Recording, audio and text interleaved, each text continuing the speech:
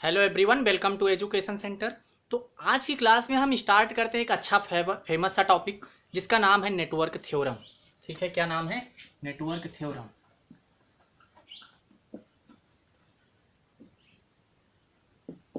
ठीक है, network theorem पढ़ने से पहले हमें एक चीज समझना होगा कि नेटवर्क क्या है।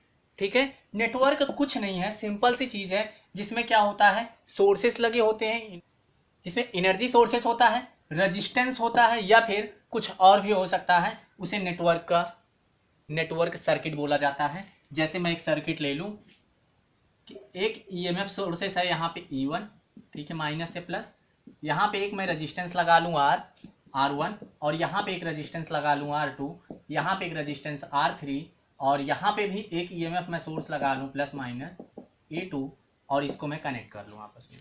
ठीक है, ये क्या है? एक तरीके का नेटवर्क है जिसमें रेजिस्टेंस है और एक ईएमएफ सोर्स है। ठीक है, वोल्टेज सोर्स है, एनर्जी सोर्सेस है। जो ये एनर्जी है, ठीक है, और यही एनर्जी इसमें क्या करती है, हीट की तरह यूज हो जा रही है। मतलब ये एनर्जी को सप्लाई कर रहा है और ये एनर्जी को कंज्यूम कर रहा है। तो एक और चीज समझ में आ गई होगी कि जो नेटवर्क है वो भी दो तरीके का हो सकता है, एक तो एक्टिव नेटवर्क और दूसरा पैसिव नेटवर्क। तो आप वहां पे मत जाओ, सीधा मैं समझा देता हूं कि एक्टिव और पैसिव होता क्या है।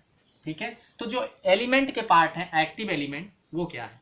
ठीक है, तो एक्टिव एलिमेंट जो कि नेटवर्क के अंदर का ही पार्ट है। तो एक्टिव एलिमेंट क्या है? ये एक एनर्जी सोर्सेस है, एनर्जी सोर्स है जो क्या करता है, एनर्जी का सप्लाई करता है, एनर्जी सप्लाई करता है। इतनी बात समझ में आ गई? या फिर एनर्जी को डिलीवर करता है, ठीक है, कंज्यूम नहीं करता है। और दूसरी चीज पैसिव एलिमेंट या पैसिव एलिमेंट क्या है?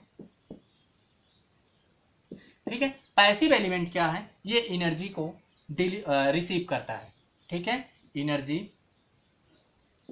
कंज्यूम करता है। यही बात समझ में आ गई होगी। तो एक्टिव एलिमेंट, पैसिव एलिमेंट समझ में आ गया होगा। दूसरी चीज इसमें ब्रांचेज लगी हैं। ब्रांचेज क्या है?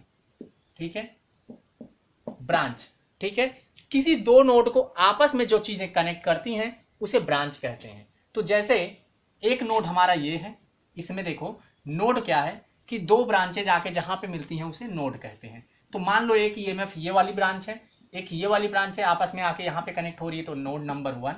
यहाँ पे 1 2 3 चीजें कनेक्ट हो रही हैं, नोड नंबर 2 मान लेता हूँ। यहाँ पे नोड नंबर 3 और यहाँ पे भी 1 2 और ये तीनों चीजें आपस में कनेक्ट हो रही हैं, नोड नंबर 4। तो यहाँ पे कितने नोड हैं? 4 नोड दिख रहे होंगे आपको। ठीक है, तो नोड भी आपको समझ में आ गया होगा। नोड क्या है कि जहां पे नंबर ऑफ ब्रांचेज आके दो या दो से अधिक ब्रांचेज जो कनेक्ट होती हैं उसे क्या बोलते हैं? नोड बोलते हैं। और जो ब्रांच है किन्हीं दो नोडों को आपस में जोड़ती है उसे ब्रांच कहते हैं। अब एक और चीज समझ लो आप, लूप और मेश क्या है। ठीक है, लूप का मतलब ये हुआ, लूप का मतलब ये हुआ कि एक लूप ये है जिसमें केवीएल लगा सकते हो आप, दूसरा लूप ये है, तीसरा लूप ये है। ठीक है, मतलब यहां पे देखा जाए, इसी को अगर मैं थोड़ा सा क्लियर करके दिखाऊं आपको तो ध्यान से समझिएगा, दोनों में कंफ्यूजन ना हो। ठीक है, कभी कभार ऐसे भी क्वेश्चंस ऑब्जेक्टिव टाइप में पूछ लिए जाते हैं सर्किट देके कि यहाँ पे कितने मेश हैं या फिर कितने नोड हैं, तो वहां पे आपको कंफ्यूज नहीं होना है, कितने मेश हैं या फिर कितने लूप हैं, ऐसे टाइप के।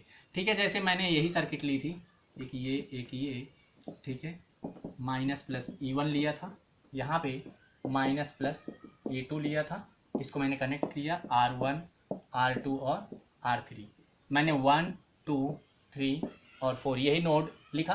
ठीक है, अब ABCD अगर मैं लिख लूँ ABC, ठीक है, और D।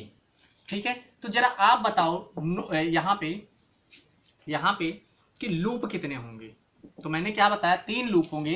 कौन कौन से? ABD और ABDA होगा। दूसरी चीज ABCDA, ABCDA, और तीसरा क्या होगा? BCDB। ये है। बताओ इतने में कोई तकलीफ है क्या? इतना क्लियर है क्या कि ये क्या है? लूप है। मतलब कंप्लीटली भी हो सकता है, अलग अलग भी हो सकता है। जबकि मेश क्या है? ठीक है, मेश क्या है? ये कभी भी ये चीज नहीं ली जाएगी उसमें, मतलब मेश सेपरेट होके रहेगा। ठीक है, यही समझो आप कि ABDA और क्या है? BCDB क्या है? ये मेश है, जबकि ये वाली चीज यहाँ पे नहीं है। मेश ऐसे समझना आप कि इसे डिवाइड नहीं कर सकते हैं, डिवाइड नहीं कर सकते हैं।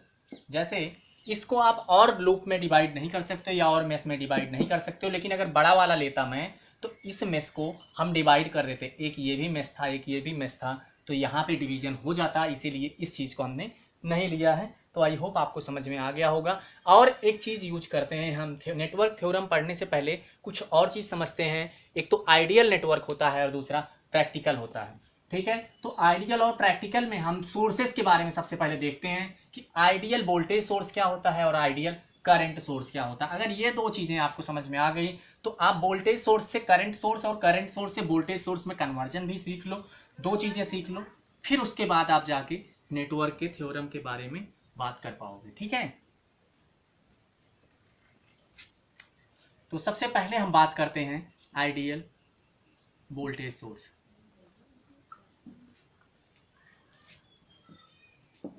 ठीक, तो अगर हम आइडियल वोल्टेज सोर्स के बारे में बात करेंगे तो सबसे पहले क्या करेंगे, माइनस से प्लस यहाँ पे वोल्टेज ले लीजिए, मान लो कोई वोल्टेज V ले लीजिए। ठीक, अब दूसरे केस में हम क्या करते हैं, प्रैक्टिकल वोल्टेज सोर्स लेते हैं। इसमें एक वोल्टेज सोर्स लेते हैं माइनस से प्लस V, ठीक है, और यहाँ पे एक रेजिस्टेंस लगा लेते हैं, एक प्रतिरोध लगा लेते हैं, ठीक है।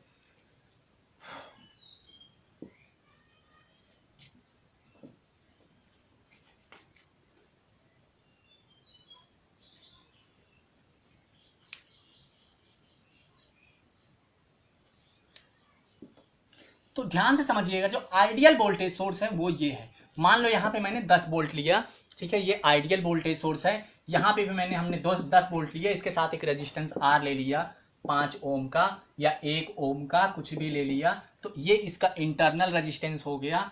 तो एक चीज समझ में आ रही है कि आइडियल वोल्टेज सोर्स में इंटरनल रेजिस्टेंस की वैल्यू क्या होती है, 0 होती है। ये आपका प्रैक्टिकल था, प्रैक्टिकल वोल्टेज सोर्स था, ठीक है। तो आइडियल वोल्टेज सोर्स में इंटरनल रेजिस्टेंस 0 होगा, आंतरिक प्रतिरोध 0 होगा, इतनी बात आपको ध्यान में रखनी है। जबकि प्रैक्टिकल वाले में इंटरनल रेजिस्टेंस होगा, वहां पे प्रेजेंट होगा, ठीक है। बस इतनी बात आपको ध्यान में रखनी है। यही था आपका आइडियल वोल्टेज सोर्स। और आइडियल करंट सोर्स के बारे में बात करें बच्चों, तो आइडियल करंट सोर्स भी कुछ ऐसे ही होता है, बस उसका दिखाने का तरीका, यहाँ पे सीरीज में रेजिस्टेंस जोड़ा था, वहां पे रेजिस्टेंस को आप पैरेलल में जोड़ लो, ठीक है। बस इतनी सी बात करनी है आपको।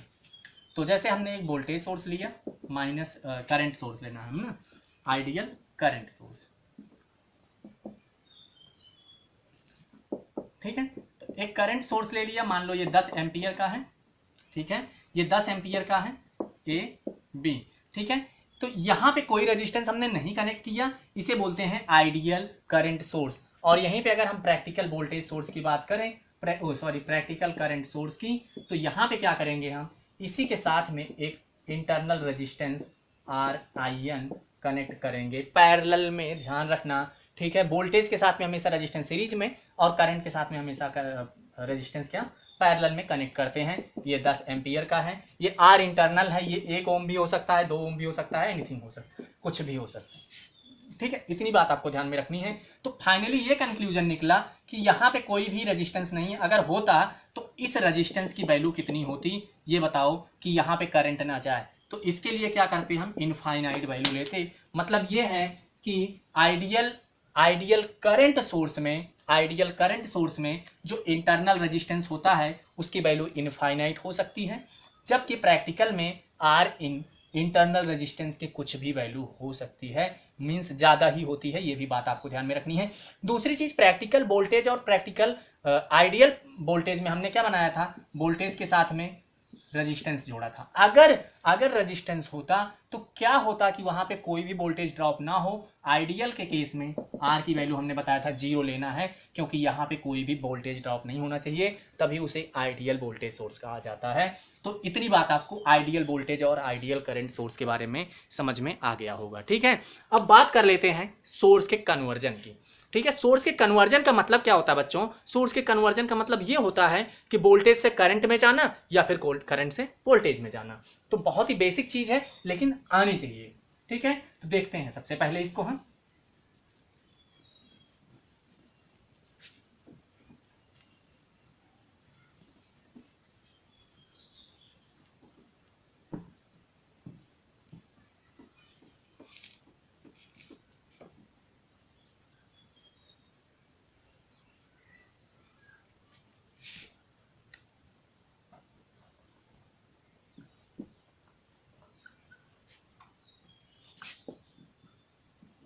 सोर्स कन्वर्जन के बारे में जब हम बात करेंगे तो हम बात करेंगे या तो B टू I या फिर I to B, means voltage से करंट या फिर करंट से वोल्टेज। ये तभी पॉसिबल होता है बच्चों जब उसके साथ में रेजिस्टेंस हो, ठीक है। जैसे अगर हमने क्या करना है, सबसे पहले B टू I करना है, वोल्टेज से करंट में जाना है, तो मान लो कोई एक वोल्टेज है जिसकी वैल्यू में ±10 वोल्ट लिख देता हूं, और इसके सीरीज में एक रेजिस्टेंस है, R की वैल्यू यहाँ पे 2 ओम लिखी है, ठीक है।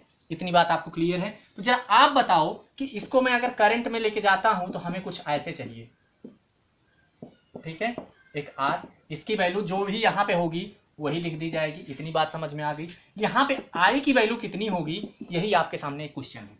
तो I बराबर क्या होता है, B/R ही होता है ना बच्चों।